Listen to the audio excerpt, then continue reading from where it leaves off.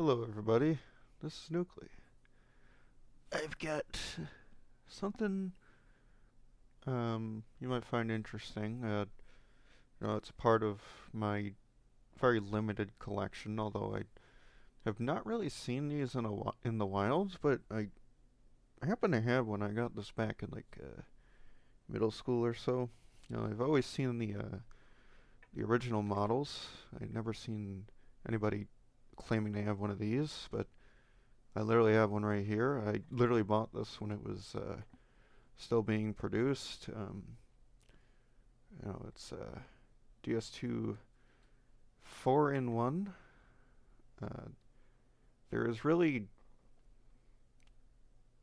I don't know why my screen keeps glitching. Sorry about that. There's really nothing terribly special about it in terms of software. It runs all the same games and stuff. Here, let me pop it in. I got my little new 3DS here. Just give me a second to pop this in.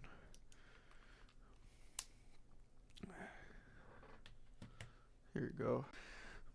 So yeah, I installed Twilight Menu++ on the SuperCard because apparently it supports that. Here, let me angle the camera for you so you see it a little bit better. Here's the menu and all that. There's not a whole lot to see here.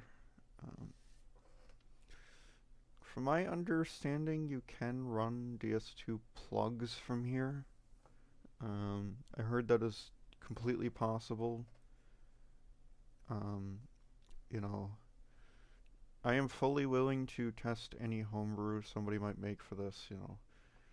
I bought this maybe, I don't fucking know, back in middle school or something.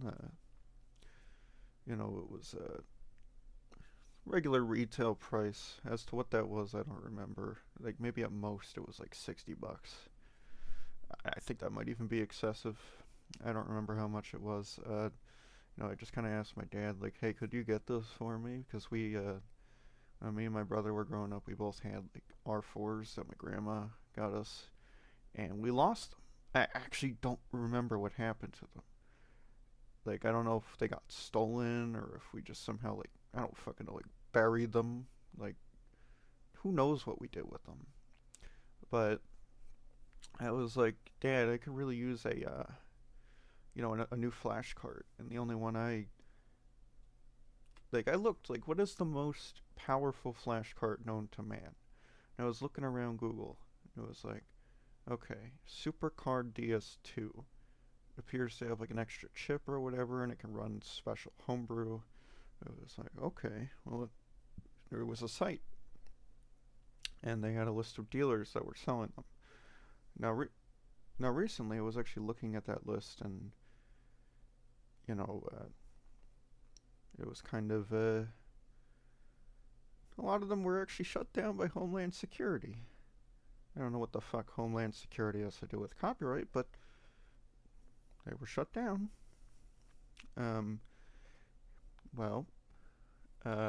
ended up that most of the homebrew made for the DS2 was kind of, for lack of a better term, kind of underwhelming. I had no idea the SDK was that horrible.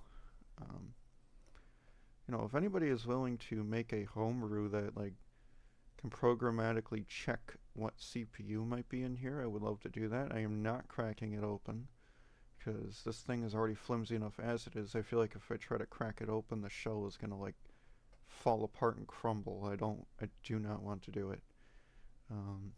Anyway, via Twilight Menu, which I have installed here, you can actually get to DSI functionality.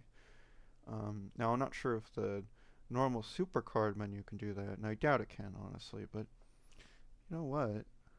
Here, I'll even show you some proof that it can do it. So here, let me lift this up and show you the bottom screen.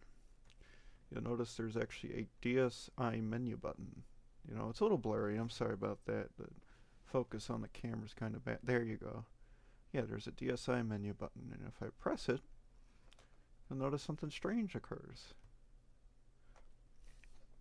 Here, let me lift this up for you. you'll notice something a little strange occurs.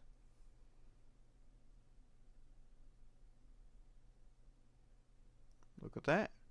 Brings me back to the 3DS menu. Isn't that something?